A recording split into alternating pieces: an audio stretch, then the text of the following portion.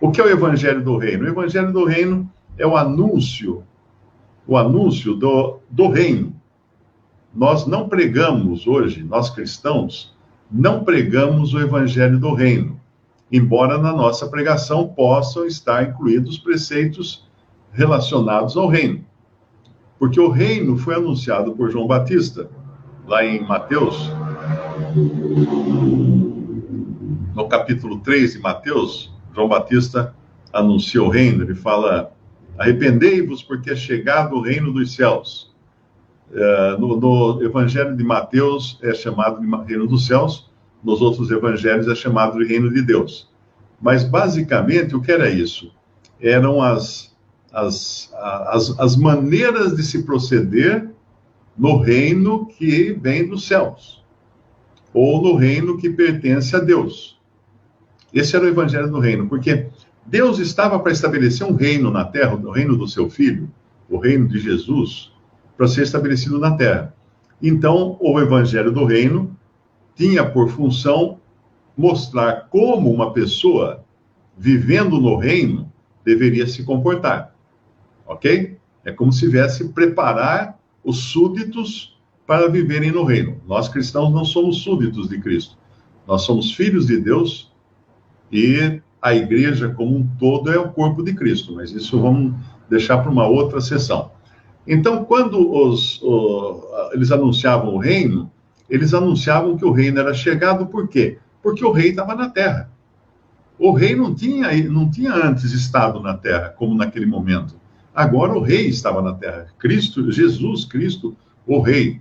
Lembre-se sempre que Jesus Cristo não é sobrenome, hein? Jesus é o nome, Cristo é porque ele era o enviado de Deus, o escolhido de Deus.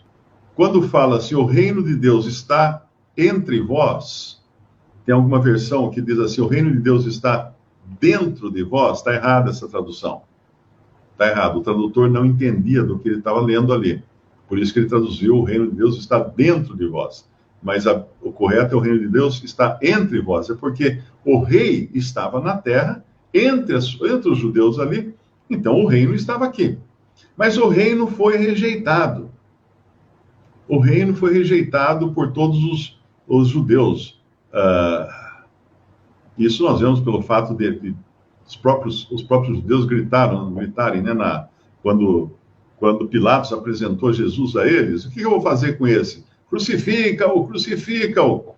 Mas é o rei de vocês. Não temos rei senão César. É isso que eles queriam. Eles queriam o rei romano. Percebe? E condenaram à morte o rei deles. Aí, quando o reino foi rejeitado, o que acontece?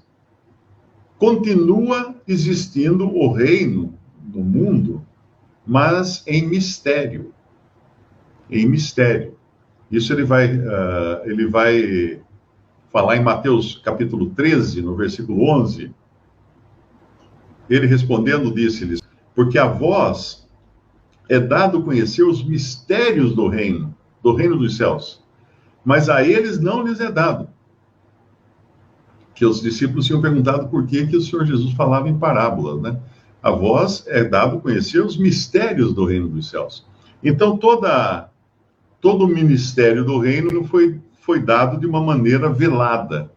E hoje nós vivemos no reino, mas o reino está em mistério, ou seja, não está visível, não está manifesto, não está estabelecido na terra.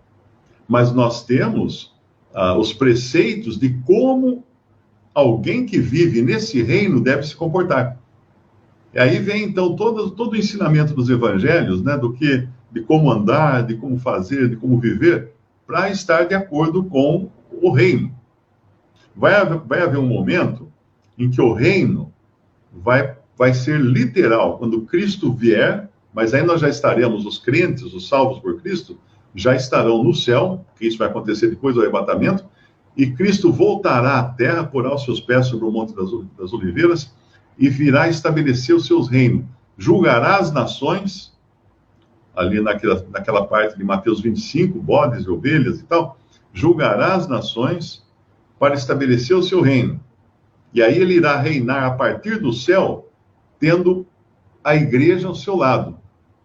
A igreja junto com Cristo, reinando a partir do céu, sobre o seu reino na terra. Esse será o reino de 1000 anos, que será habitado por pessoas normais, comuns, não ressuscitadas, não transformadas, que serão os sobreviventes da grande tribulação.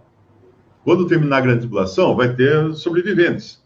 E por isso que o Senhor fala lá em Mateus, se aqueles dias não fossem abreviados, nenhum dos eleitos seriam salvos. Mas Deus abreviou os dias da tribulação, o período, para que houvesse sobreviventes.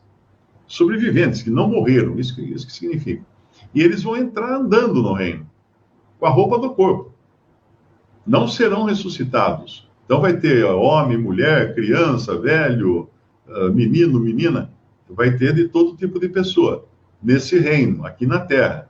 E aí vão viver 1000 anos aqui na Terra, com os privilégios de uma Terra reformada, restaurada, que o Senhor Jesus vai restaurar a Terra, não totalmente, porque existirão porções da Terra que continuarão corrompidas, vamos dizer assim.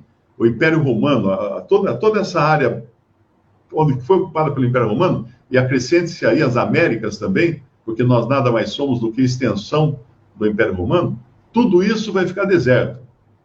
Tudo isso vai ficar deserto. A vida vai se manifestar, vai prevalecer ali no Oriente Médio, né, para aqueles lados, e as pessoas vão viver 1000 anos. Ah, mas não vai ficar doente? Vai ficar doente, mas vai ter a árvore cujas folhas é para a saúde das nações. Quando o Senhor Jesus aqui na Terra curava todas as doenças, tomava sobre si as doenças de um doente, a lepra, o cego ficava curado, o mudo falava, o aleijado andava. O que ele estava fazendo? Ele estava fazendo um spoiler do que seria o reino, né? Uma prévia. Ele estava dando uma prévia do que seria o reino. E no reino vai ser assim. Vai haver doença, mas vai haver a cura imediata do doente. É assim que vai ser o reino. Porque ainda haverá o pecado. Satanás não estará ativo no planeta durante os 1000 anos. Ele ficará encerrado, ele ficará preso durante 1000 anos. Então, nesses 1000 anos, vai nascer muita gente, vai crescer muita gente, e muitos estarão vivendo no reino sem serem realmente convertidos. Tanto é que quando Satanás é solto no final, de repente, blum, ele arrebanha um exército gigantesco. Onde é que estava essa gente toda? Estava misturada com os que eram verdadeiros. O joio e o trigo estavam juntos, sabe?